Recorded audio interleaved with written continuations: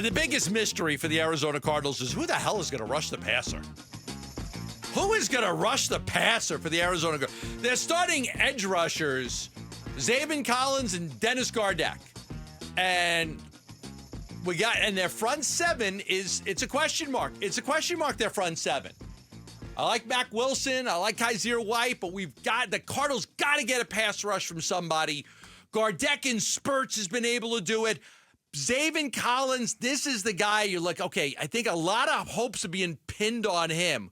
With B.J. Ojulari out, with Darius Robinson out at least the first month of the season with that calf injury, it's time for Zaven Collins to step up and be that pass rusher, be that guy.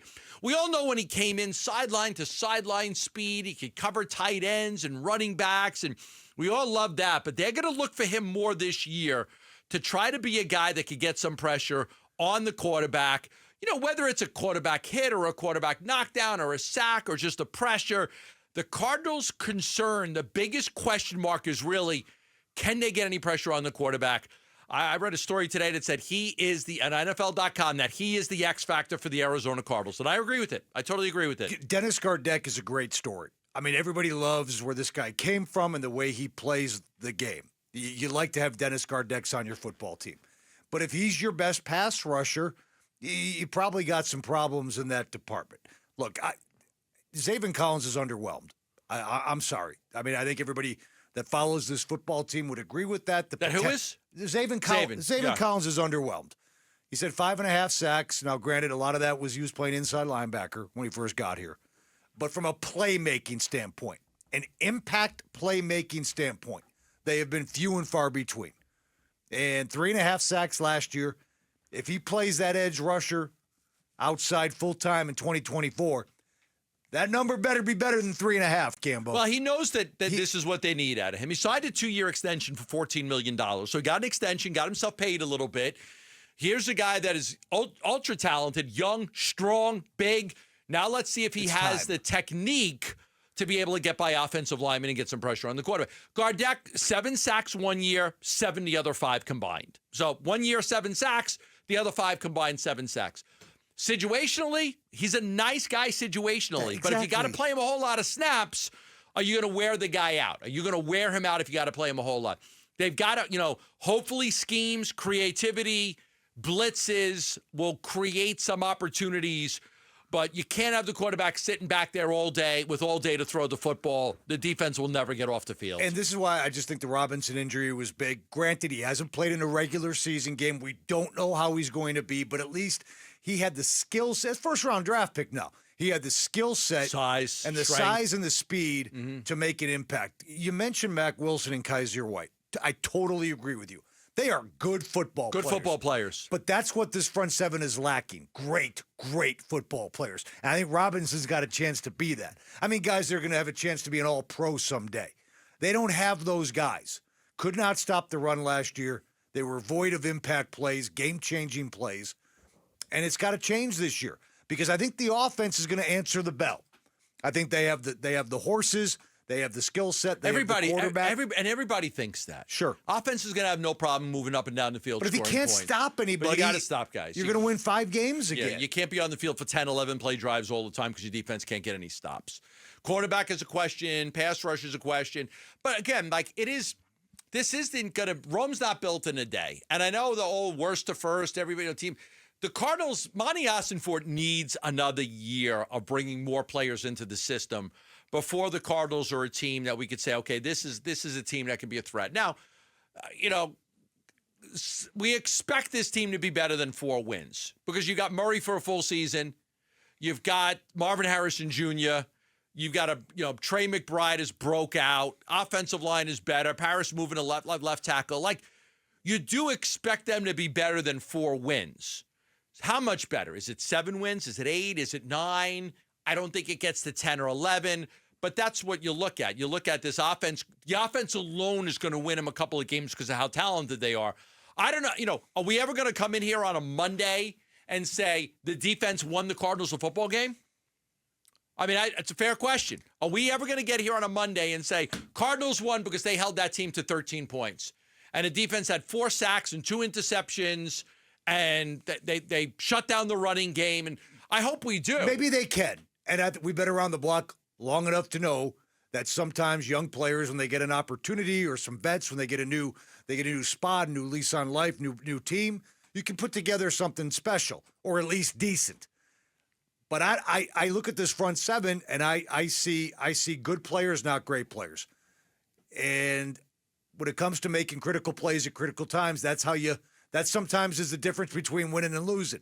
And Zaven Collins is a guy that we're not even quite sure he's a good edge rusher in this league. No, he's a versatile player.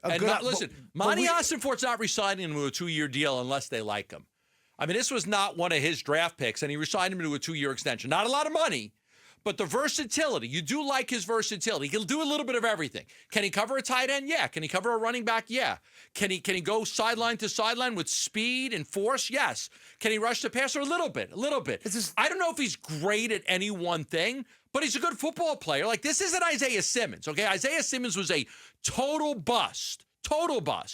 Zaven Collins is a guy that's versatile enough and does a lot of things well.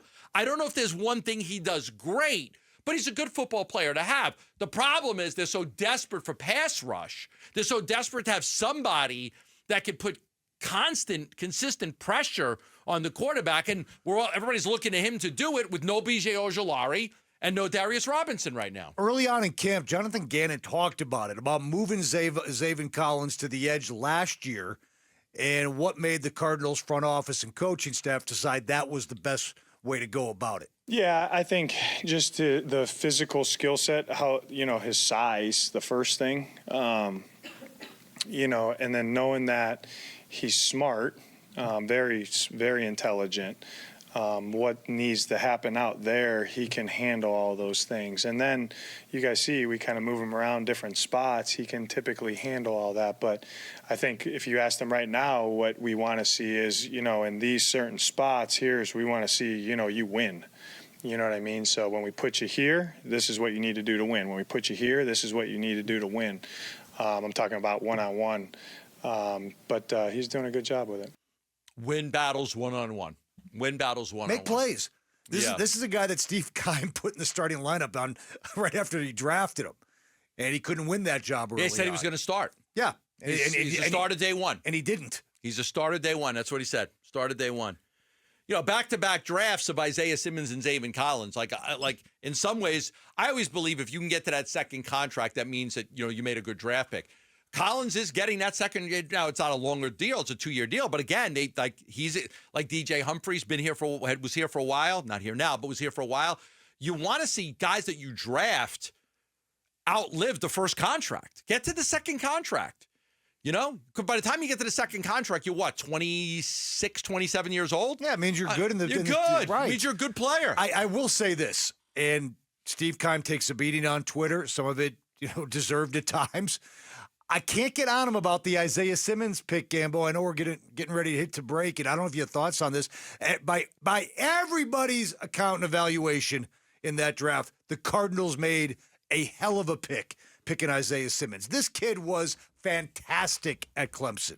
I mean, the Swiss Army knife thing is fine, but he was also just a great athlete, a physical specimen, a playmaking defensive back, a playmaking linebacker. I can't blame him for the Simmons pick. I just really can't. Didn't work out, and I guess maybe I should be blaming him for the Simmons pick because it was a miss.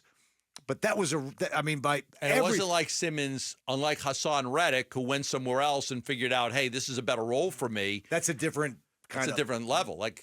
For Simmons, it was just, I don't know if it was football IQ, whatever it was, he just wasn't able to really grasp and take advantage of all that athleticism and talent. I don't think he ever found a home in the NFL. I think the jack of all trades Swiss Army knife thing actually was his downfall. Because, he did a little bit of everything, Sometimes but nothing it's better great. to be great at one thing than to be good at a bunch of different things. Thanks for watching Burns and Gambo. Click to see more from the guys and hit the button in the middle to subscribe so you never miss a video from Arizona sports.